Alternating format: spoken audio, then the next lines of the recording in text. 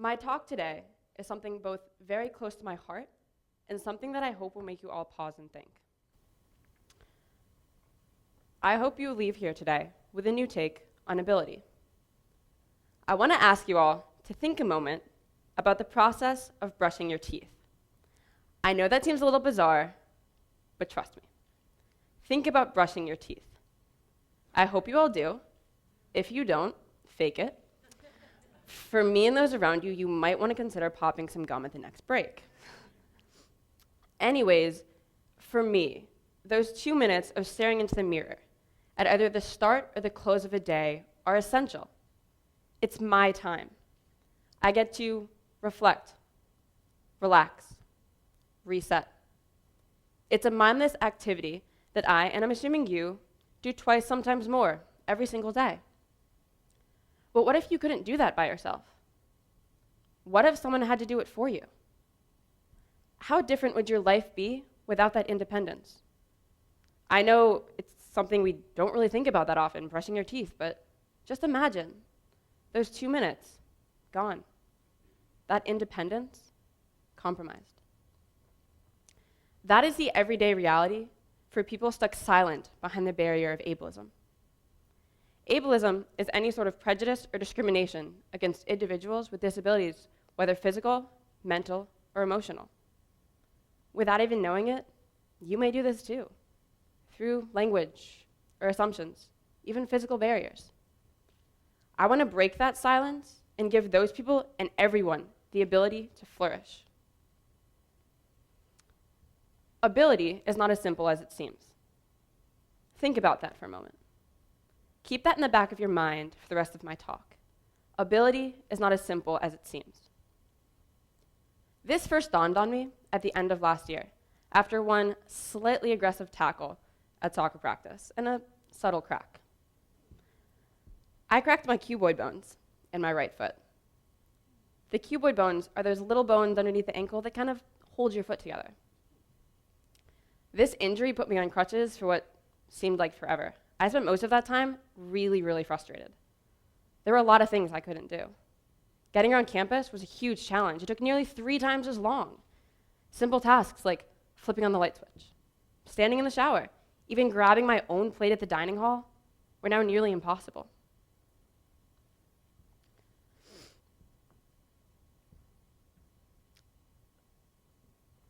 When I was on crutches, my autonomy changed. It opened my eyes to a part of the community that I knew existed but didn't think much about. Reflecting on this experience, I realized that as frustrated as I was by the physical barriers, the lack of independence I felt was far, far worse. I felt like I was a burden to my friends. Going away to college signifies the epitome of independence. There are no parents, no curfews, no adults enforcing study hours or the eating of vegetables. It is absolutely fantastic. As college students, we're finally given the opportunity to make our own decisions. That idea of being in control, being autonomous enough to define your own existence as a unique individual, is what makes college so special. As I said, being on crutches changed my autonomy.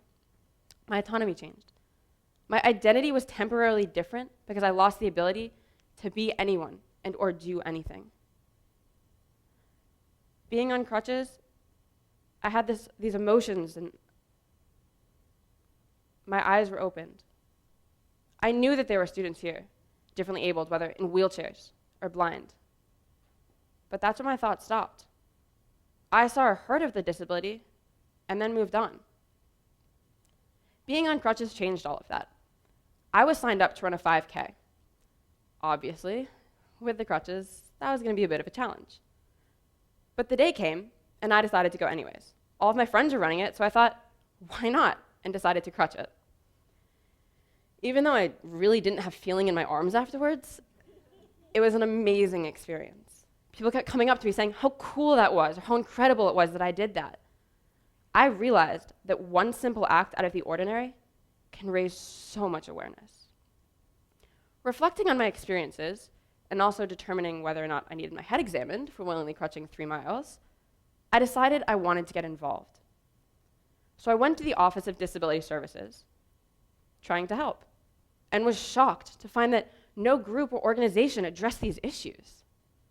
Disabled students were with paid adults, 24 hours a day, 7 days a week. That's unfair. That, to me, didn't seem like a real college experience. So I decided to do something about it. Thus, Level was formed. Level is a new organization focused on raising ableism awareness and changing attitudes.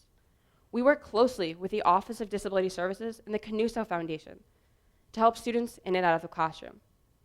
Whether it's helping out with homework or hanging out on the weekends, even simply saying, "Hey, how's it going?" on the walk to class, students, faculty, people are having the opportunity for unique friendships. Together, we're leveling the playing field. Now, I want to walk you through a typical day for a college student. This day is loosely based on my own. 7 a.m., the alarm goes off. You roll over, groaning, unable to fathom that it's that time already. So you smack the alarm saying, 5 more minutes can't hurt. 22 minutes later, you realize you really have pushed your limit as far as it will go.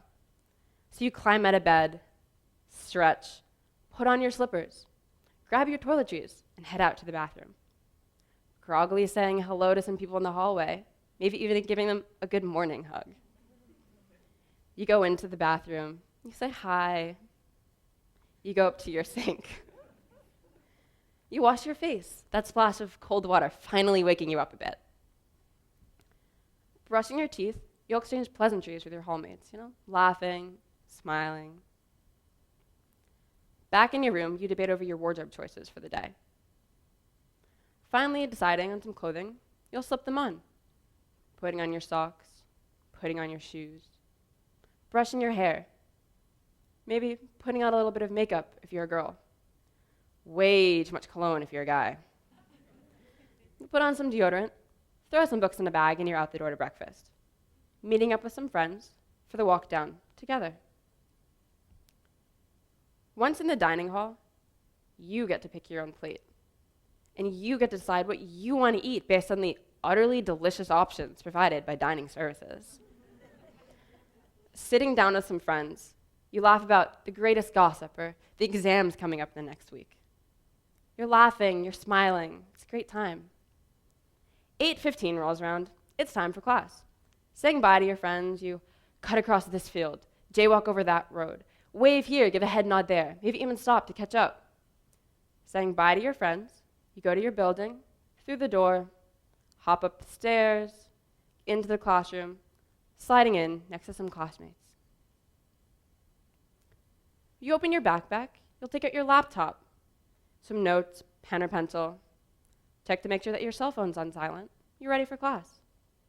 During class, you've been furiously scribbling down notes, raising your hand, asking and answering questions, sneakily sending a few texts, come on, we all do it, done a quick check on Facebook, and you're ready to move on. Now, I could go on, but I'm assuming this is something you all can relate to. Maybe it brings up memories from back in the day for some of you, or yesterday for others. The studying or lack thereof, the great friendships, the late night conversations. Good memories, I hope. Now I want to run you through another college student's day. This one is of a 21-year-old guy. The guy this day is based off of, when asked, I would describe him as having blondish brown hair, slight obsession with wearing Villanova gear, a wonderful smile, and a rather devious mind. 6 a.m., the alarm goes off. Your attendant comes in, takes the covers off of you, and puts on your socks. Moving back to the front of the bed, she puts a towel underneath your head in preparation to shave you. Being careful to hold your head still, she runs the razor all over your face. After a quick face wash, she goes to wedge on your shoes. She carefully will lift you up out of bed and walk you to your wheelchair where she'll carefully set you down. Making sure you're situated, she'll lock the seatbelt, keeping you in place. You will need help brushing your teeth. This process involves washing your mouth out with water and taking the toothbrush and running it over every single tooth. You will also need help brushing your hair, putting on deodorant, and going to the restroom. Lotions, cologne, sprays will need to be put on for you. Getting dressed, every single article of clothing will physically have to be put on you. This process is completed with your language board being locked into place. For breakfast, you're taken into your aide's adjacent room. The food that you really didn't get to pick out is broken down into small pieces. Those pieces are physically put in your mouth, where your jaw is held shut and made sure that you don't choke. Anything to drink is given you through a straw or physically forced down your throat. You'll need to be cleaned up again afterwards. Brush your teeth, shirt changed, face washed. 7:30 a.m., a representative from the Office of Disability Services comes to your room. He'll prepare you for the day, go over some notes, do a little bit of work, run through the schedules. 8:40 rolls around, it's time for class. You need to stay on sidewalks and use ramps to make sure that the journey is completely accessible. This does take a little bit of extra time. You'll need help getting around campus, whether in and out of buildings, up and down the elevator, in and out of the classroom. Desks at times will need to be moved so that you have a proper place. In the classroom, your helper will open your backpack, take out your binder, your laptop, pens and pencils. During class, he will take any and all notes for you while you sit there, listen, and look on. He'll need to collect any handouts. For flipping through pages, he'll flip the pages and he'll do the highlighting. Group work, he'll need to be there so that you can communicate. Once again, I could go on. The day continues in a pretty similar fashion. Somewhat ostracized, dependent, lonely, silent. You had cerebral palsy and could not walk, could not talk, and could not write. Any communication done was through the use of a language board. How different would your life be? The contrast in those two portrayals was rather striking, wasn't it? That was the situation up until the formation of Level. The journey of these past 2 semesters has been absolutely amazing. Having the opportunity to work with Greg Hanna and Steve McWilliams in the Office of Disability Services has been a wonderful learning opportunity. I really don't know how to put this into words. The joy, the friendships, the changes, the connections. It's been amazing.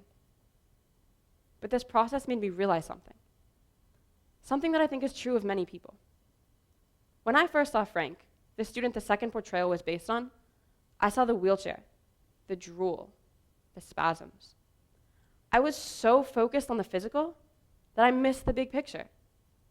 Think back on that original statement I made. Ability is not as simple as it seems. Through my experiences with Level, I no longer see the physical or mental or emotional limitations as the disability. Because let's be honest, what is the difference between someone who wears glasses and someone who's in a wheelchair? Technically, they both have disabilities, yet one is fully integrated into society and the other is not. What's the difference? Why is there a difference? Acceptance. Acceptance can both build and break down barriers. One smile can change lives. One smile that brightens someone's day and shows that they're connected to someone else. That connection shows community. Community shows support. Support brings love. Love brings confidence. Confidence is telling the world that no matter the definition it gives me, I am fabulous. Think about it. If someone tells you 99 times out of 100 that you can't do something, it will be so ingrained in you that you can't do it. But what if, instead, they stood behind you, inspired you, cheered you on, believed in you, were there no matter what? What then? Odds are, you'd be able to do it. Confidence is a simple thing, but it can make all the difference.